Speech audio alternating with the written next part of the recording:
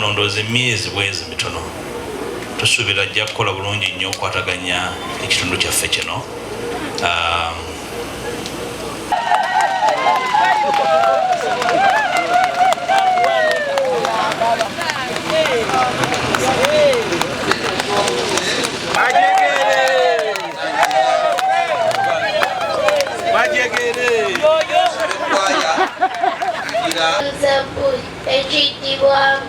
Ai Mukama gwe kiddukiro kyaffe okuva ddi na ddi. Ebyo Omukama yabyogera.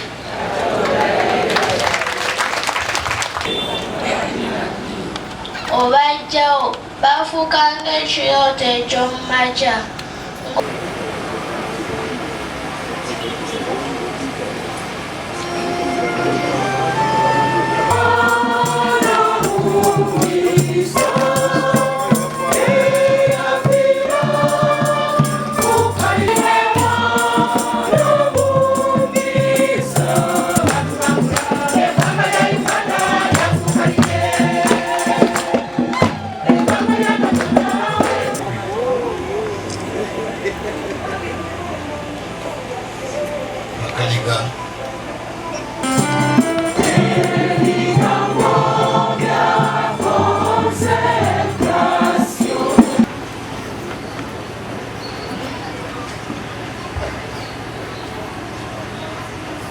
Omuntu kyasobola okumanya Katonda by'ateesa oba aliwo ayinza okutegeera Omukama nekunze nkumusindikidde leero kaŋŋambe kyakyo tujaguze sange ennaku zaffe zonna n'ekisa ky'Omukama.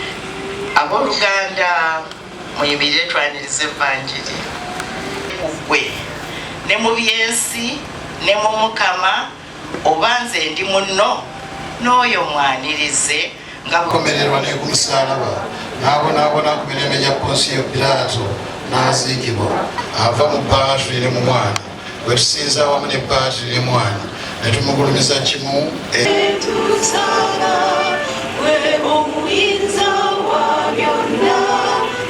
abafunire ekikubagizo abavvuuse okusomoozebwa bwe baliwo tukikusaba ayimuka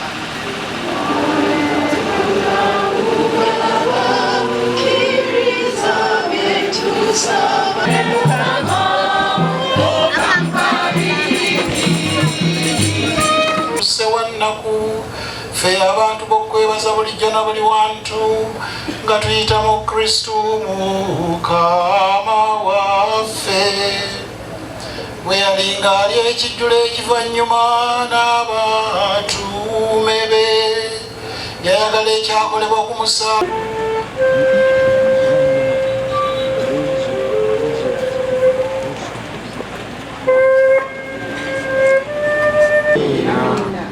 abawonye okutawaanyizibwa kwonna okw'omwoyo n'okw'omubiri emitima gyammwe nabadde nsabye abateesiteesi lisi gye nabasabye bwe munaalwawo obudde tebuliiwo so omwepisikoopi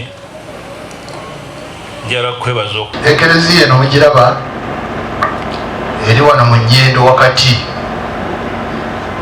edda mu gyenkaaga mu gyensanvu olwayogeranga Nnyendo nga kiba kitegeeza nti abayaayi kyajja luvannyuma tikyaliwo nti kyekifo ekirimu bizinesi ezitoogerekeka mu baana bato kino nga bw'oyogera Ssenyange yali blacklisted nga Ssenyange nga wavaayo baki kyekyo bakayita nga kabondo mbuku y'abanyakuzi kakati Nnyendo mukitegedde kyesoogedde kati mwana mukulu eyaliwo nga nze ndi muto mu gyensanvu n'agamba nti ekereziya eteekwa kubeera wakati mu baana n'afuna resistance nga y'amaanyi abantu bamugamba nti awo tikisoboka abaagala okusoma batambule bambuka ekitovu n'agamba nti tujja kuzimba amasakalamentu penitensiya ne eukarisitiya byebyongera ebbugumu lya Mwoyo Mutuukirivu muffe n'atutangaaza ne tulwanyisa ekibi netubeera ekisulo kya Mwoyo Mutuukirivu nga Pawulo bw'akyogerako wandibadde kusala ku masaakalame bwe kiba kikyaliwo olwana bwezizingirire. Kaakati ako tukatwale nti okutegeera Katonda kyayogera nteekwa okufuba okubeera n'amaanyi ga Mwoyo Mutuukirivu. nezewasanga osigu wazizimba. Kaakati fe ab'omulembe guno bwe tutasinga ku kyetwasangawo tujja kwogerwako ebikikinike abo abanaatuddira mu bigere. Tuguno omulembe omutebi bwe tusobola kuzimba wano ne tuzimbawo efaanana n'evuddewo nga n'ettaka lyafuuka akataka. N'olwekyo nkwebaza okwewaayo okujja tukola omulimu guno ffenna. Yabikoowa naye n'addukayo n'akola DF. Kakati DF singa kibadde kisoboka twalikoze omukago n'enaare ekyo nakyo nekimu nga tulina omukago gwaffe n'aba DP nga tulina omukago n'aba UPC. Ekikulu kambabuulire buli buweereza abantu mwagala ki buweereza. In fact gwe komawo oli omwana oli owanuupu oli gwenda byabadde ajja wano omwana oyo mukiremu tutese odde wano ewuwo biri ebyo bwa president birekere Museveni ebyo bisobola nze mbeere prime minister wali kakati kobeere emirimu ekoleki banamasaka si weewaawo kale abawulidde kyenjogedde emikono waggulu wano si byakugezesa kyakubanga onaayimba bulungi katumugezese ajja ayimbire ku bwa pulezidenti. No, mugaanire ddala bannamasaka mugambe bino si byakugezesa si byakuyimba bino si byakugezesa. Mpunga akimanyi naawe obwagalo bwa pulezidenti tetujja kubukuwa bino si byakugezesa. Kati gwedda wano mukungwe wano tukwagala mu palamenti eri ojja ombuuza ebibuuzo ffe tuweereze wano naye obwa pulezidenti tolimu. Oli mukwano gwange kubuulira mazima tolimu temumuwa kalulu nako obululu bwonna bwa Museveni kubanga tumaze okufuna we tutandikira tulina we tuli ate tulina we tukola ki we tulaga. Akimanyi nti nze sisaaga oyo mpuuga. Kati ffe nga NRM government tukkiriza nti ekereziya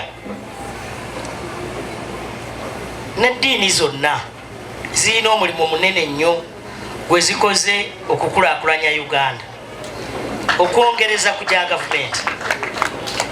Nkimanyi bulungi nti Catholic Church enkolagana ya Catholic Church ne NRM government tuli gulugulu